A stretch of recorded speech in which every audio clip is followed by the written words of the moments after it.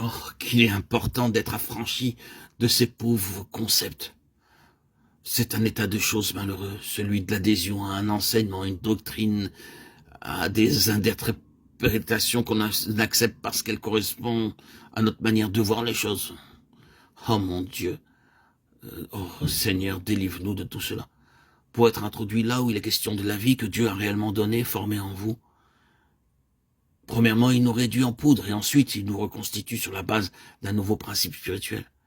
Et c'est ce qui s'exprime dans le ministère prophétique. Ce qui est dit procède de ce qui a été fait en vous. Et cela peut être depuis des années. Si vous vous posez la question, qu'est-ce donc un prophète? C'est une vie. Le ministère prophétique est une vie, non pas une doctrine. Qu'est-ce que la fonction prophétique? Dieu saisit un vase, qui peut être individuel ou collectif. La fonction du ministère prophétique peut s'exprimer par le moyen d'une nation, comme cela fut le cas pour Israël. Et il fait passer ce vase par une profonde expérience, brisant, détruisant, désillusionnant, révolutionnant entièrement les concepts. Nous voyons bien dans la vie de ces vases une merveilleuse capacité à être enseigné, ajusté.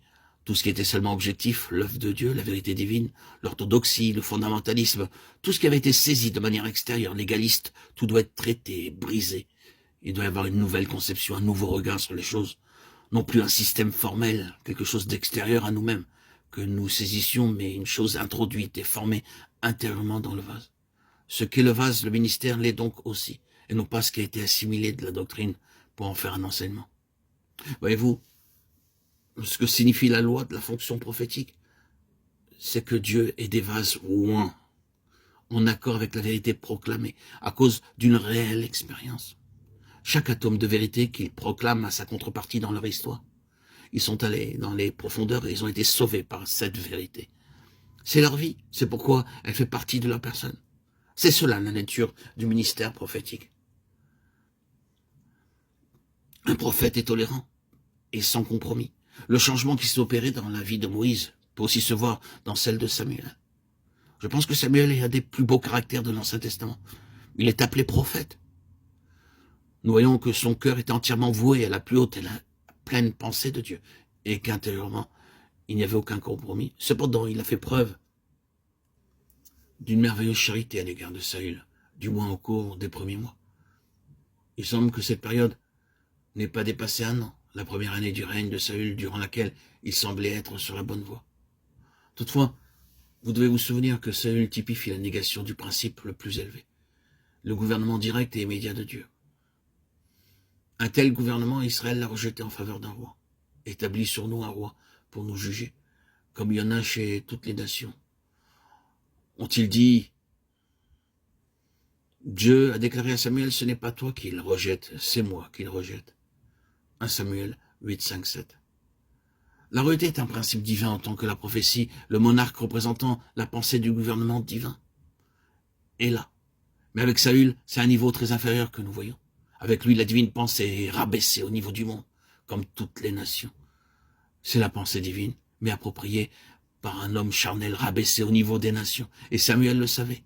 Dans son cœur, il ne pouvait pas l'accepter, et il s'en plaint auprès de Dieu. Il était opposé à cela, car il voyait ce que cela signifiait. Toutefois, il est resté charitable envers Saül aussi longtemps qu'il a pu l'être. Pourquoi dis-je cela? C'est parce qu'il existe un contexte aujourd'hui qui lui est semblable. Les choses divines ont été appropriées par des hommes de manière charnelle et abaissées au niveau du monde. Le gouvernement direct du Saint-Esprit a été remplacé par des comités, des conseils d'administration et ainsi de suite. Les hommes ont pris la main, le gouvernement dans les choses divines, et les conduisent à la place de Dieu. L'enseignement du Nouveau Testament concernant le jeûne, la prière, pour s'assurer de la pensée de Dieu est bien peu expérimenté. Il est donc compréhensible que ceux qui sont spirituels, qui connaissent, qui voient, qui comprennent, ne puissent pas accepter cela. Mais ils doivent être très charitables. Comme un véritable prophète, Samuel aurait été charitable autant que cela lui a été possible jusqu'à ce que cela soit manifestement et volontairement une prise de position de désobéissance à la lumière reçue.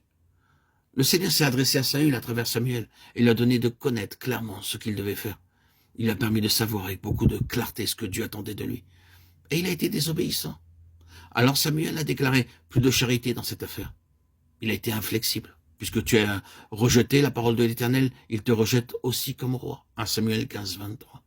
Samuel est allé aussi loin qu'il a pu dans la mesure où Saül faisait aussi ce qui est en son pouvoir. C'est cela, la charité. Bien sûr, les types sont toujours imparfaits, mais vous pouvez y voir la vérité. Le prophète Samuel a fait preuve d'indulgence avec les choses qui n'allaient pas, même si dans son cœur il ne pouvait pas les accepter. Il espérait que la lumière jaillirait, que l'obéissance suivrait, que la situation s'arrangerait. Nous devons être très charitables à l'égard de tout ce que nous pouvons désapprouver. Moïse a dû l'apprendre. Il l'a expérimenté. Nous sommes souvent très disposés à servir le dessein de Dieu. Nous sommes de vrais prophètes, pensons-nous, lorsque nous devons faire face aux choses que nous ne pouvons pas accepter. Dans notre zèle, nous sommes iconoclastes, cherchant à détruire ce qui est offensant. Le Seigneur dit, cela ne doit pas être ainsi. Dans tout ce que nous avons dit, nous avons mis l'accent sur une chose. C'est que le ministère prophétique est une fonction. Cette fonction consiste à maintenir toute chose en relation avec la pleine pensée de Dieu, mais ne pas perpétuer une certaine ligne de manière objective et légaliste. Vous ne vous saisissez pas d'une chose. Vous pouvez seulement le faire vraiment lorsque Dieu a introduit en vous cette chose pour laquelle vous demeurez ferme et qui a été révélée en vous à travers l'expérience sous la discipline divine. Car Dieu vous a fait passer à travers cela. Et vous savez ce que cela signifie. Ce n'est pas que vous soyez parvenu à un certain état, mais bien plus que vous avez connu le brisement à travers cela. C'est alors que vous êtes utilisable par le Seigneur.